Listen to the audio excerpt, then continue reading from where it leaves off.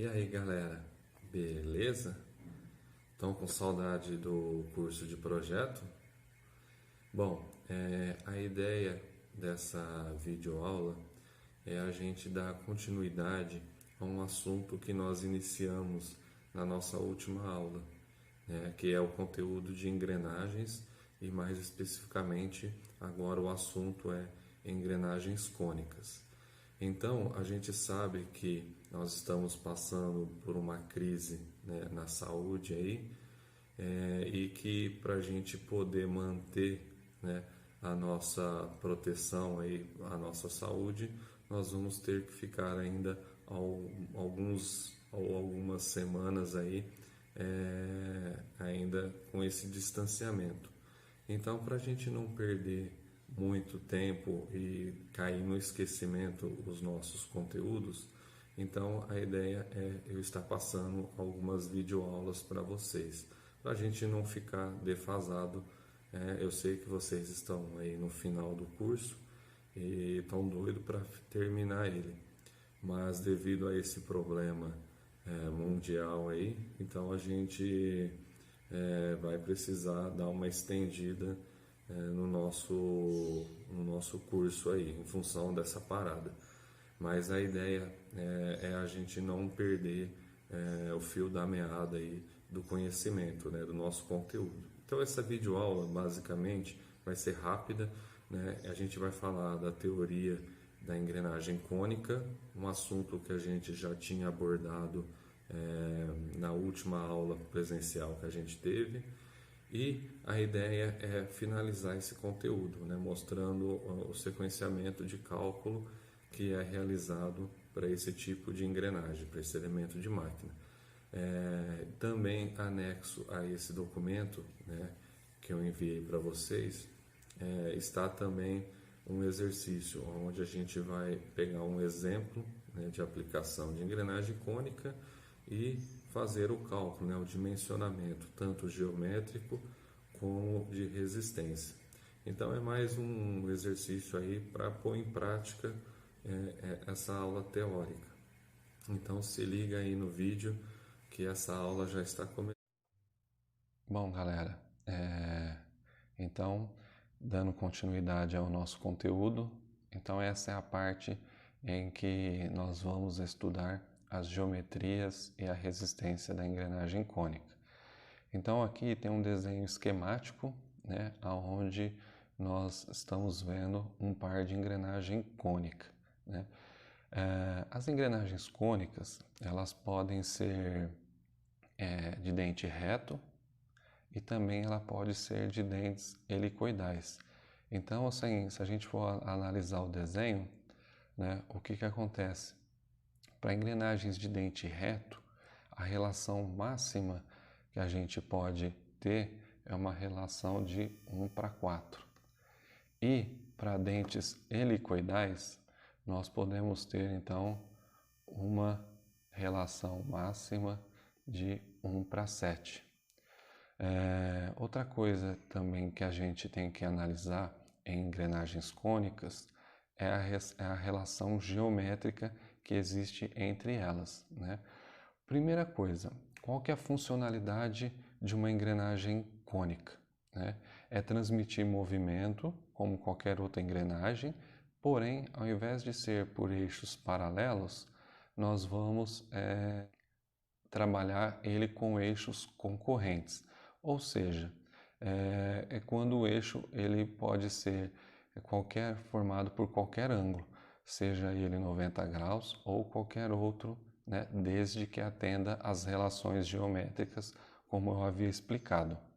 Então, se a gente olhar aqui neste desenho, eu fiz um círculo com relação às referências geométricas dessa engrenagem cônica. Então, a primeira coisa que a gente tem que avaliar é o seguinte, é a abertura do ângulo do cone primitivo, né, que está destacado aqui, ó, é o delta 2 e o delta 1, né? Então, são esses dois aqui.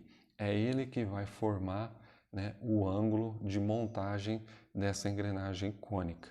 Então, se a gente observar aqui, a soma desses dois ângulos, ou pode dar 90 graus, né, quando a montagem for por 90 graus, ou formar qualquer outro ângulo, né? Essa soma vai me dar esse aqui, ó, esse valor aqui, que é o valor de gama, né? Então, essa é a soma dos ângulos do cone primitivo.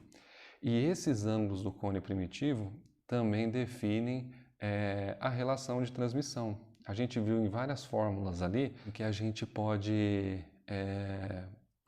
definir a relação, seja por rotação, seja por torque, seja por número de dentes.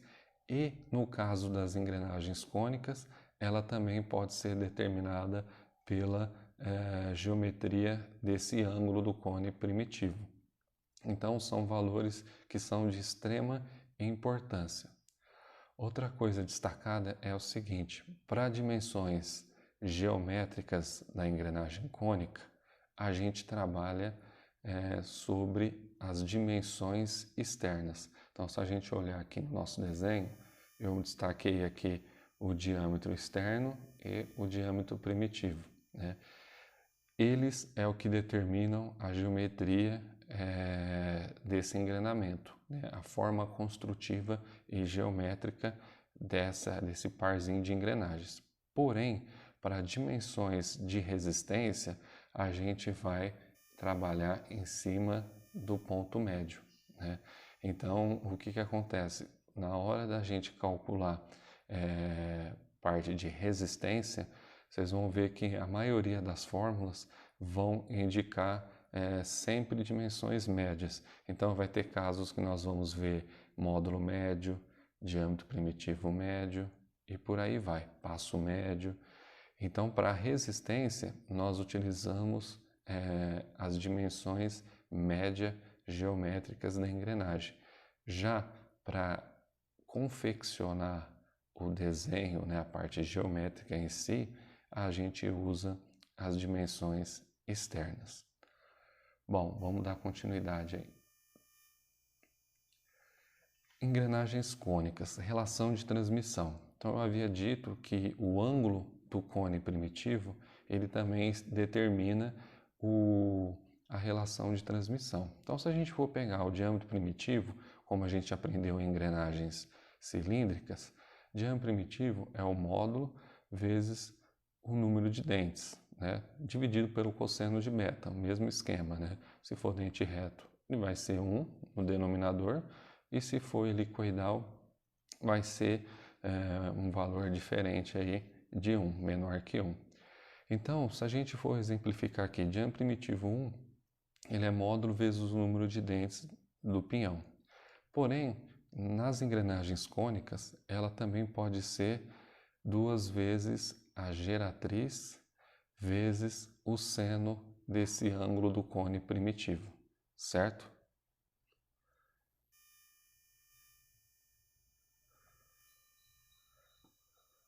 A mesma coisa acontece por diâmetro primitivo da coroa.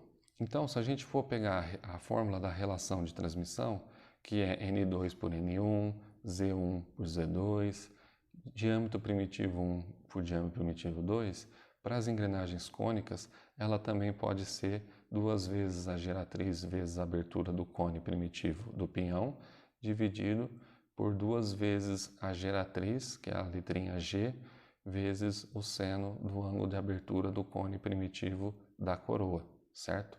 Então, nós podemos definir a relação também por esta fórmula.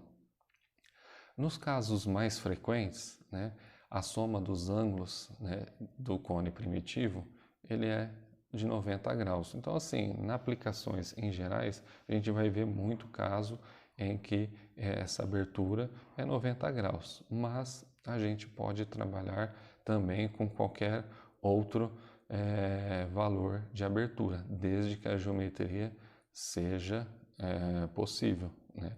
Não adianta você querer pôr uma relação muito alta por uma geometria que muitas vezes ele não vai te permitir você trabalhar com aquela relação, às vezes com aquele módulo, com aquela largura de dente.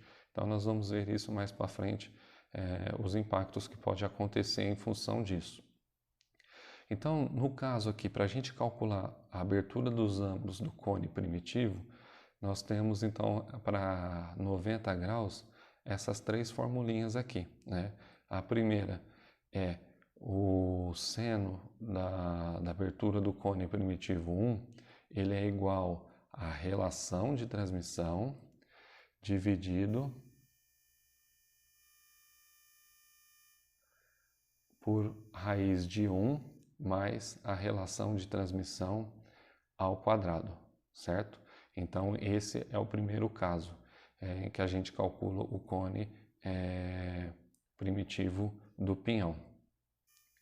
Já o cone primitivo 2, ele é um pouquinho diferente, né, para poder casar com a abertura do cone primitivo 1. Então, o seno de cone primitivo 2, ele é igual a raiz igual a 1 dividido pela raiz de 1 mais a relação ao quadrado.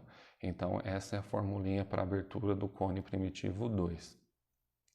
E a relação, ela também pode ser determinada, se por acaso eu tiver já a abertura dos ângulos, ela pode ser dada também pela tangente da abertura do cone primitivo 1 vezes 1 sobre a tangente do cone primitivo 2. Então, são três formulinhas aí que a gente pode calcular. Se eu não tiver os ângulos, eu calculo em função da relação. Se eu tiver a abertura dos ângulos, eu posso calcular a relação também dessa maneira.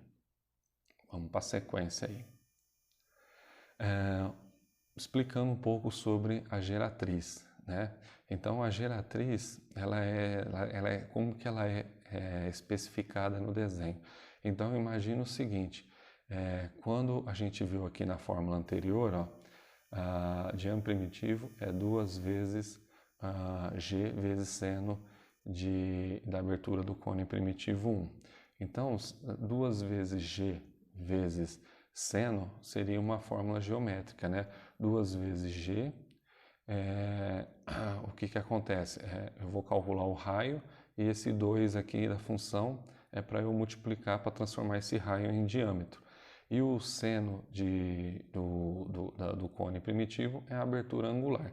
Então, se a gente for olhar aqui, o que acontece? Ó, se a gente for desenhar aqui, o ângulo do cone primitivo está aqui, ó. Tá certo? Então, o que acontece? Se eu quero calcular esse valor aqui para poder achar o diâmetro primitivo externo, né? Então, o que eu tenho que fazer? Pegar a geratriz, que é a hipotenusa, né? E multiplicar pela abertura desse ângulo do cone primitivo. E então, eu vou conseguir, por forma de seno, pela fórmula de seno, né? Achar esse cateto oposto, que é justamente o raio primitivo. Multiplico por 2, então eu vou encontrar quem? Vou encontrar o diâmetro primitivo. Então, aqui está uma forma talvez fácil da gente visualizar aquela formulinha do diâmetro primitivo em função da geratriz, certo? Sequência. Então, para relações de transmissão diferente de 90 graus, então a fórmula ela muda um pouquinho, né? Então, quando o caso do ângulo for diferente de 90 graus, o que vai acontecer? As fórmulas elas sofrem uma pequena alteração. Então, no caso, o cone primitivo para o diâmetro, para o pinhão, vai ser quem? O seno da relação de transmissão, desculpa, é o seno da abertura da soma dos dois ângulos. Então, eu tenho a abertura do ângulo 1 e a abertura do ângulo 2. Obviamente, quando eu vou fazer um projeto de engrenagem cônica, eu já sei mais a abertura que eu vou utilizar. Então, fica seno de gama, que é a abertura total do ângulo, dividido por 1 sobre a relação de transmissão, mais cosseno da abertura da soma dos dois ângulos, cosseno de gama.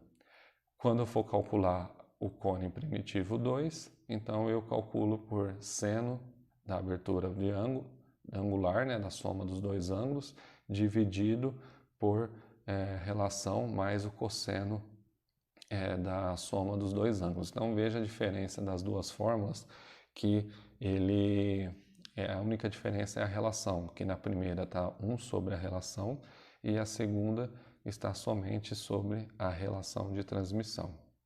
Então, e essas duas fórmulas, elas são utilizadas basicamente quando a gente quer calcular as aberturas angulares quando a soma dos dois ângulos forem diferente de 90 graus. Por isso que nessa fórmula entra a soma dos ângulos. Se a gente observar a fórmula anterior, ela não entra, o gama não entra nas fórmulas porque a gente já sabe que é 90 graus. Ok?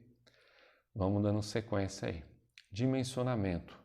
Então agora chega a sequência de como a gente faz o dimensionamento das engrenagens cônicas. Então, primeira parte, dimensionamento. Estabelecido o número mínimo de dentes e fixada a tensão de trabalho em função do material, nós estimamos então pelo diagrama ou fórmula o valor do módulo médio, né? Então, eu havia comentado no início que a gente vai ouvir falar muito sobre dimensões médias, né? Igual havia circulado no desenho. Então, o módulo médio é o que corresponde ao ponto médio do comprimento do dente. Porém, o módulo que caracteriza a engrenagem cônica é o externo, a intersecção da geratriz com a superfície do cone complementar. Então, o que acontece? A gente dimensiona a resistência pelo módulo médio, porém, a parte geométrica ela é feita pelas dimensões externas. Estimado o módulo médio, fixar então o módulo externo normalizado e verificar por fim as tensões. Então o que acontece? Uma vez determinado o módulo médio, a gente vai encontrar um módulo externo, que é o módulo normalizado que a gente já vem utilizando nas outras engrenagens. Dados construtivos. O semiângulo dos cones externo, né? Uma vez calculado o cone primitivo, a gente tem que achar também o ângulo do cone externo. Então, para o cone externo do pinhão, vai ser a soma do cone primitivo mais a abertura do ângulo do dente externo, né? Esse valor aqui não é a relação de transmissão, certo? O símbolo é dado como o mesmo, mas a gente vai ver depois no exercício como calcula o ângulo do dente externo.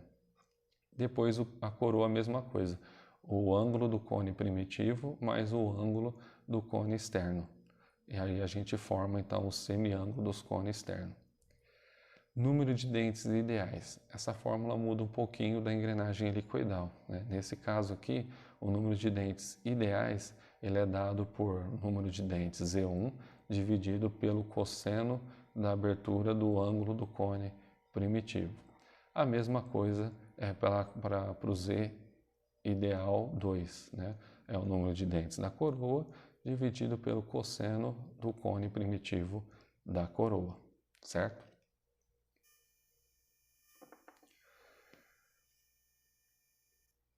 Esse gráfico a gente já havia sido utilizado em outros casos. Nós também podemos utilizá-lo para engrenagem cônica, né? Lembrando que isso daqui é só um gráfico para estimativa, né? Não significa que nós temos um gráfico para cada caso. Então isso aqui é apenas um gráfico de apoio para a gente dar um ponto de partida para que módulo nós podemos utilizar, certo? Então, como já fomos já ilustrado anteriormente, então a gente usa esse gráfico para estimar o módulo. Só que neste caso a gente vai estimar o módulo médio. Depois nós vamos fazer a verificação dele e aí, por fim, nós vamos calcular o módulo externo, certo? Então aqui, neste caso, é para a gente estimar o módulo médio. Lembrando que a figura foi extraída da página 8.18 do nosso livro, né? Mecânica Aplicada 2. Então, dimensionamento. A primeira coisa que nós temos que fazer é o quê? É o comprimento do dente. Neste caso aqui, a gente não usa aquela relação igual da engrenagem helicoidal. A gente usa essa formulinha aqui. A largura é igual a 3 vezes o passo médio. E o que é o passo médio? O passo médio é o módulo médio vezes o π, né? Muito parecido com a engrenagem cilíndrica, né? Que o passo é o módulo vezes π. No caso da engrenagem cônica, vai ser o módulo médio.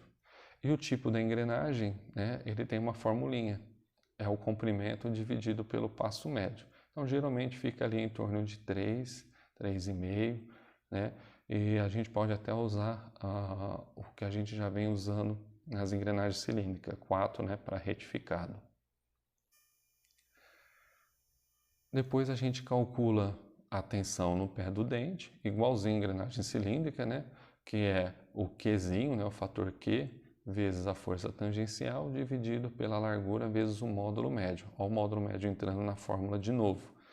E depois a resistência, a duração, a vida. Igualzinho também a gente fez em engrenagens cilíndricas, onde o K é dado pelo X vezes a força tangencial vezes o cosseno do cone primitivo, dividido pela largura vezes o diâmetro primitivo médio, vezes 1 mais a relação. Esse valor é dado em kgf centímetro quadrado. Aonde o diâmetro primitivo, como que ele é calculado esse diâmetro primitivo? É o diâmetro primitivo externo mais o diâmetro primitivo interno dividido por 2. Ou a gente já tinha visto anteriormente, né? Que o diâmetro primitivo é o módulo médio vezes o número de dentes, Z1, ou Z2 no caso, se você for calcular o diâmetro primitivo da coroa. Alguns valores geométricos, né? A gente havia falado muito em módulo médio e módulo externo. O módulo externo, enfatizando novamente, o módulo externo é o módulo que a gente vai selecionar para fabricar. É aquele módulo padronizado, conforme a gente já tinha visto nas tabelas do nosso livro, que ele tem uma norma a ser seguida com valores para cada módulo, né, de acordo com o seu padrão. E o módulo médio é aquele módulo que a gente usa, no caso, para engrenagens cônicas. Então, existe uma relação entre módulo médio e módulo normal, que é o módulo externo. Então, o módulo externo, ele é o módulo médio dividido por 0,8. Então, a gente pode falar que o módulo médio geralmente é 80% do módulo externo, né? E a verificação do módulo médio é a mesma fórmula que a gente já tinha usado nos casos anteriores, né? A formulinha 244 vezes raiz cúbica da potência dividido pela taxa de trabalho, vezes o tipo da engrenagem, vezes o número de dentes ideais, vezes a rotação. Então, não muda também. A diferença é que essa verificação é sempre pelo módulo médio. Dimensionamento de cargas, né? Para a gente calcular a força tangencial, é a mesma coisa, né? 2 vezes o momento torsor, dividido só que agora pelo diâmetro médio, né? Lembra que toda parte de dimensionamento é feito pelo médio. E quando formos desenvolver a geometria da engrenagem, aí sim a gente usa o externo. Força radial é a força tangencial vezes o tangente do ângulo de pressão, né, αn, vezes o cosseno do cone primitivo. E a força axial é a força tangencial vezes a tangente do ângulo de pressão vezes o seno da abertura do cone primitivo. Uma observação interessante na engrenagem cônica é que a força axial de uma peça é a mesma grandeza da força radial da outra peça. A mesma coisa no inverso, a força axial da contrapeça é exatamente igual à força radial da peça conjugada. Então significa que a axial de uma é a radial da outra e a axial da outra é a radial de uma. Então é o inverso uma da outra. Beleza? Então essa aqui é a parte teórica. Depois nós vamos então fazer um exercício juntos aí, aplicando essas fórmulas. Então vamos a um exemplo prático, né, através desse exercício aqui. Vamos dimensionar então um par de engrenagens cônicas. Então precisamos ter os dados iniciais. Então nós vamos ter aqui potência de 2 HP, né, aproximadamente 2 cavalos aí, Relação de transmissão 1:3, então subentende que a gente pode usar uma engrenagem cônica de dentes retos, né? Onde a gente viu lá na teoria que a relação para dente reto é até 1:4, então não há necessidade de fazer helicoidal, potência baixa também.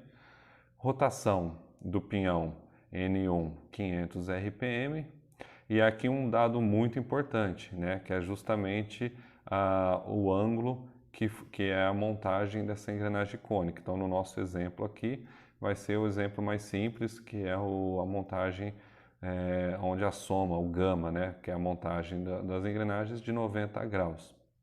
Material aço 1060 trefilado e a durabilidade, né, em horas aí para esse parzinho de aproximadamente 1000 horas, né? Então, dependendo da aplicação, né, ele tem que durar pelo menos aí 1000 horas, né, esse parzinho, em função desse material especificado.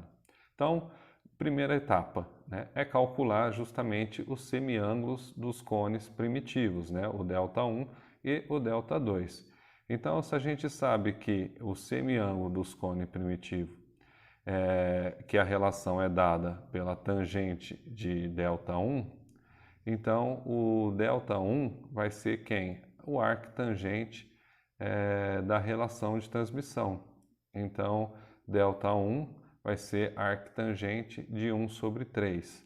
Portanto, o cone primitivo, o ângulo do cone primitivo do pinhão vai ser então de 18 graus e 435. Então, essa é a abertura do cone primitivo do pinhão, né? Então, esse é o primeiro dado essencial para a gente estar calculando. O que acontece? Para a gente agora calcular o cone primitivo da coroa, né? O Δ2. A gente sabe, essa é uma outra fórmula também de calcular. A gente viu as duas fórmulas na teoria, mas na prática eu vou usar uma terceira fórmula, que é justamente o seguinte: se eu sei que a montagem da minha engrenagem, do meu conjunto do par cônico é 90 graus, e se eu achei já a abertura do cone primitivo do pinhão, então para eu achar o cone primitivo da coroa, eu posso fazer o quê? Simplesmente uma subtração, tirar os 90 graus com o cone primitivo do pinhão 1. Então fica Δ2 é igual a 90 menos a abertura do ângulo primitivo do pinhão, do cone primitivo do pinhão. Então fica 90 menos 18,435 graus. Portanto, então a abertura da coroa vai ser de 71,565. Então, ao invés de eu estar usando a fórmula para calcular o pinhão e depois a outra fórmula para calcular a coroa, eu posso usar a prática, né, que é tirar os 90 graus, desde quando eu saiba pelo menos os dois ângulos, seja a somatória e pelo menos uma das aberturas do cone dele, né, seja do pinhão ou da coroa. Eu consigo utilizar essa outra fórmula.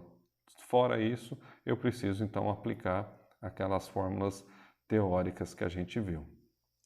Uma vez definido a abertura dos dois ângulos do cone primitivo, a gente vai para a segunda etapa, que é calcular o número de dentes. Então, primeiro, para a relação 1:3, né, se a gente pegar as tabelinhas lá da engrenagem cônica, 1:3 ele está te dando em torno aí de 21 dentes para o pinhão, né? Um número razoavelmente bom para a gente aplicar aí para o pinhão do nosso par. E aí a gente calcula então o número de dentes da coroa, né, em função da relação. Então o número de relação de transmissão é igual a Z1 sobre Z2. Z2 então vai ser Z1 sobre a relação. Se a gente tem que Z1 é 21 e a relação 1:3, então se a gente calcular o Z2 vai ser o 21 vezes 3, né? Vai ser 63 dentes então para a coroa. Aqui nós podemos aplicar a resolução dos números primos aqui para o dente do pinhão, da coroa da engrenagem cônica. A gente até pode, tá?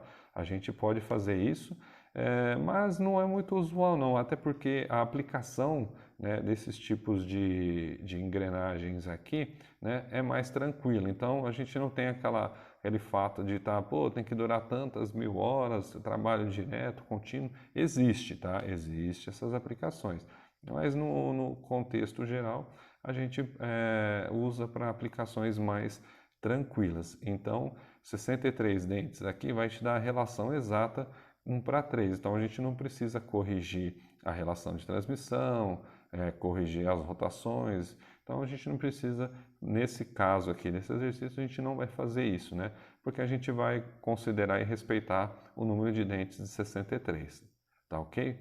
Então, uma vez calculado o número de dentes, né, a gente vai para a próxima etapa, que é o cálculo do ângulo da cabeça do dente. Lembra que eu falei para vocês que tem uma simbologia para o ângulo da cabeça do dente, que ela é o mesmo símbolo da relação de transmissão? Então tá aí a fórmula, né? Tangente do ângulo da cabeça seria 2 vezes o seno do cone primitivo dividido pelo número de dentes do pinhão. Então, o ângulo do cone primitivo vai ser exatamente quem? O arctangente vezes seno de 18,435 dividido por 21, que é o número de dentes do pinhão. Portanto, o ângulo do cone da cabeça do dente vai ser exatamente 1 grau e 725. A gente pode usar essa mesma fórmula para a coroa também. Então, ele vai dar exatamente o mesmo ângulo.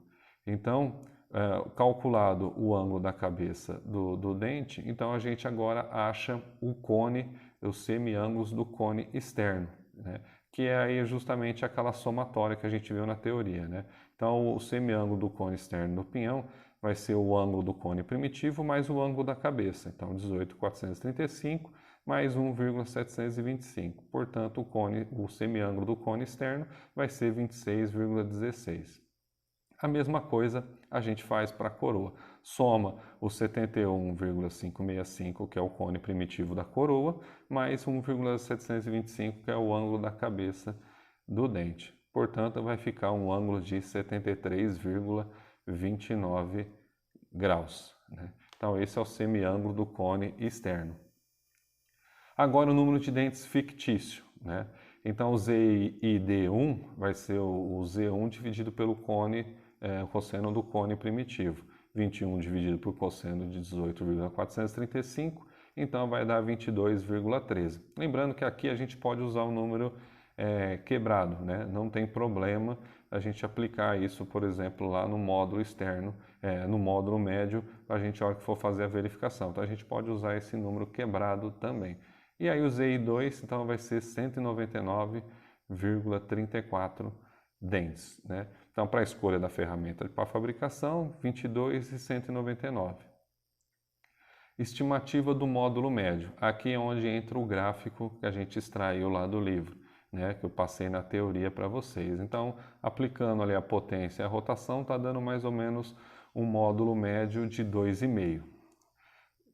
Determinado esse módulo médio, vamos agora calcular a velocidade. Então, a velocidade periférica em função do módulo é o quê? Π vezes diâmetro. O que é o diâmetro? É o módulo médio vezes o número de dentes, vezes a rotação dividido por 60.000. Então, a velocidade periférica desse par vai ser aproximadamente de 1,37. Taxa de trabalho. A gente viu no início do exercício o material, né, que a gente selecionou, o 1060 trefilado, onde a tensão dele ali admissível para carga intermitente é de aproximadamente 1.600 kgf por centímetro quadrado. Então, a taxa de trabalho 0,7 vezes a tensão sobre a velocidade mais 11. Então, jogando os valores aí na fórmula, nós vamos ter então que o C vai ser 90,54. Tipo de engrenagem, né? O tipo da engrenagem a gente vai escolher fresado somente, então vai ser o 3,5. A gente poderia também estar aplicando aquela fórmula que a gente viu na teoria. Largura da engrenagem. Que a largura da engrenagem ela é dada pelo tipo da engrenagem vezes o passo médio. Então, o passo médio é 3,5, né, vezes o módulo vezes o π. né? 3,5 vezes 2,5 vezes π, vai dar em torno aí, acho que se eu não me engano, de 27, alguma coisa assim, 27, 28 milímetros. Arredondando, né, a gente sempre fala que é interessante arredondar esses valores de largura. A gente arredondando então para 30 milímetros o valor de L. Mas nada impede de você usar um valor quebrado também. Tem gente que, para respeitar as medidas do diâmetro externo, interno da engrenagem cônica, é até estranho de falar, né? Mas na hora que a gente for traçar uma geometria, a gente vai mostrar que a gente faz pelo externo, mas também tem um interno. E aí a gente pode, tem gente que amarra as medidas arredondadas tanto do externo quanto do interno da engrenagem cônica, e aí o que der de largura é o que eles utilizam para como largura útil, né? Então tem gente que usa essa prática também. Mas se a engrenagem cônica permite você trabalhar com uma largura maior ou até arredondada, a gente pode utilizar dessa forma também, certo? Nada impede. Então agora a verificação do módulo. O módulo ele é dado por 244 raiz cúbica da potência sobre os valores da taxa, do tipo, do Z ideal e da rotação. Então, jogando isso na formulinha, nós vamos ter que o módulo médio está dando em torno de 2,02, ou seja, abaixo do módulo médio que a gente já tinha estimado, que foi 2,5. Então, nós vamos manter o módulo médio. É interessante nos exercícios, pessoal, vocês fazerem os cálculos, tá? Pegam os valores que estão aqui e jogam no cálculo. Pode ser que tenha algum dado aqui que esteja sido entrado de forma errada ou que não passou batido por mim aqui e na hora de fazer as contas pode ter dado alguma diferença. Então é interessante que vocês procurem fazer todas essas contas aqui, tentem fazer na calculadora, passar limpo, para vocês treinarem também, né? Não adianta só ver o vídeo e falar assim, eu sei fazer, mas tem que pegar e pôr no papel. E muitas vezes pode ser que haja algum erro. Eu não fiz uma verificação desse exercício, certo? Então pode ser que haja algum tipo de erro aqui. Então depois, se vocês encontrarem, vocês fazem um comentário aí, tá?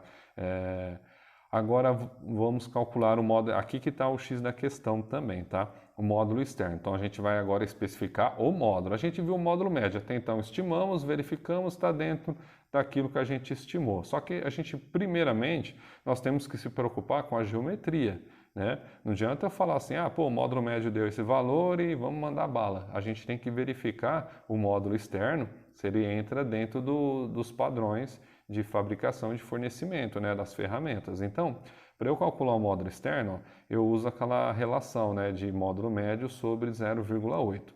Então, está dando 3,12.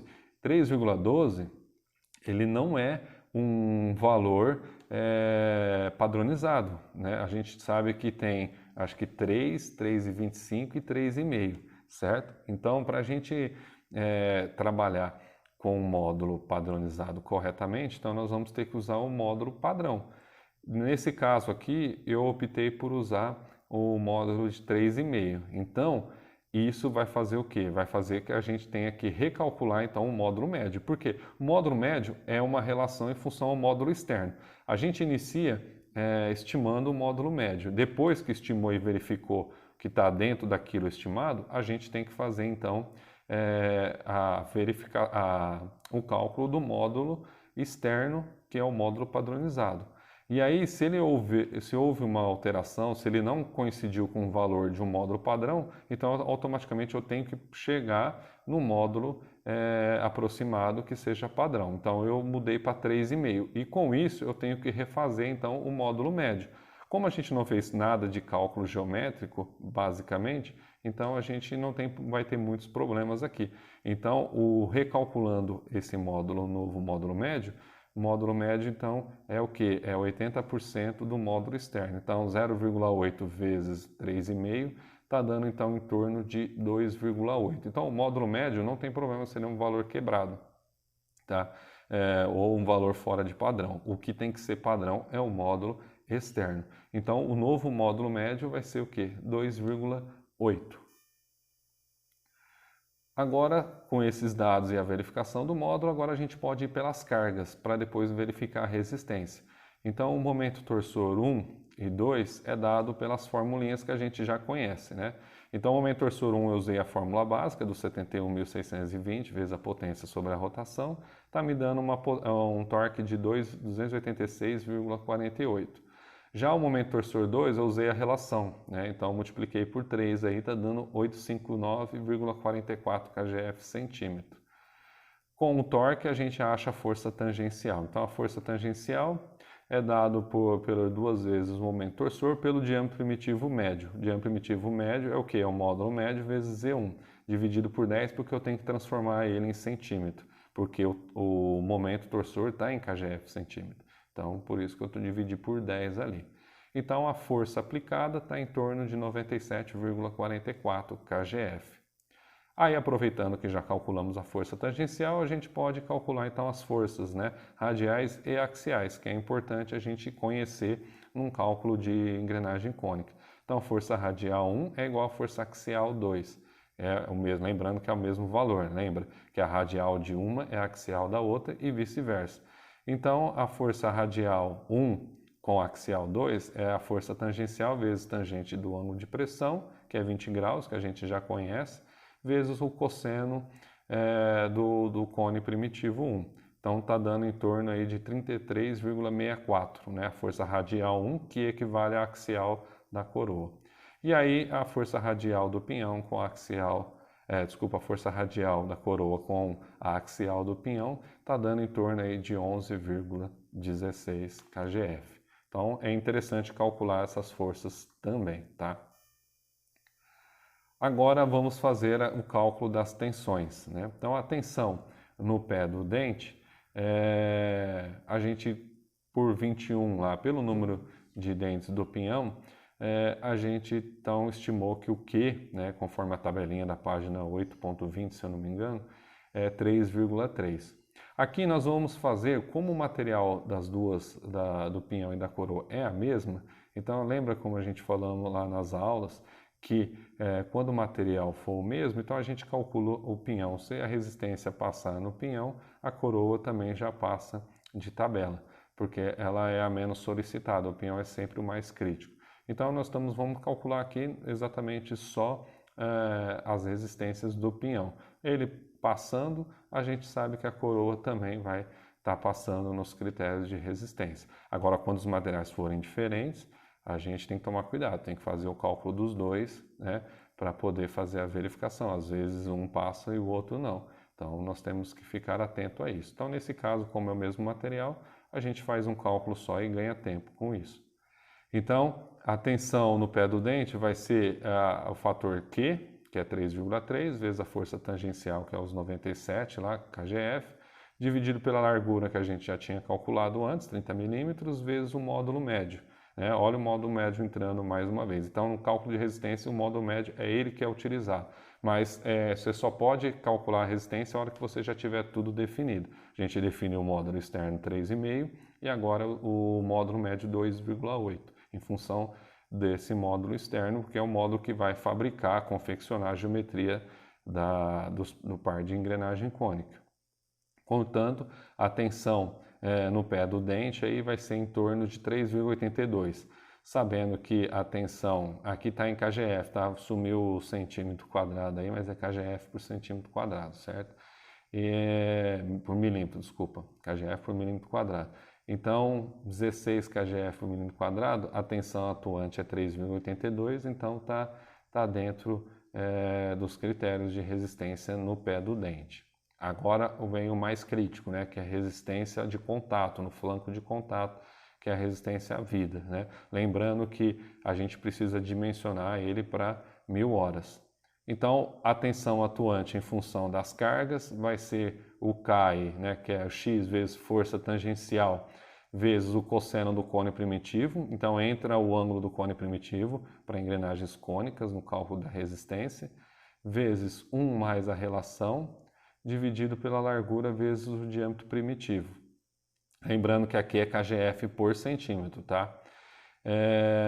K então vai ser em torno de 24,41 kgf por centímetro quadrado. Agora nós vamos calcular o K em função do material, e ele tem que ser maior. Para o projeto nosso estar ok, ele tem que ser o quê? Maior do que o K da tensão atuante para 1000 horas. Então, se a gente for pegar aqui o K 6.800 vezes HB1, que é a dureza do material, a dureza do material 1060, conforme a tabelinha, é de 201. Então, 201 ao quadrado vezes 6.800, dividido por 21, que é o módulo de elasticidade desse material, vezes a raiz cúbica da rotação, que é 500, vezes o H, que é a horas em vida, vidas em hora, 1000, vezes o fator 60, que é o fator de conversão. Então, está dando em torno de 42,1, né? A tensão atuante é 24 e a tensão do material para esse caso é 42, então está dentro dos critérios nossos de projeto. Então, portanto, esse projeto é validado, está ok para esse caso. E aí o que acontece? Feito isso, nós podemos dar sequência no cálculo de geometria, tá? Fazer o desenho da engrenagem cônica, traçar os cones primitivos.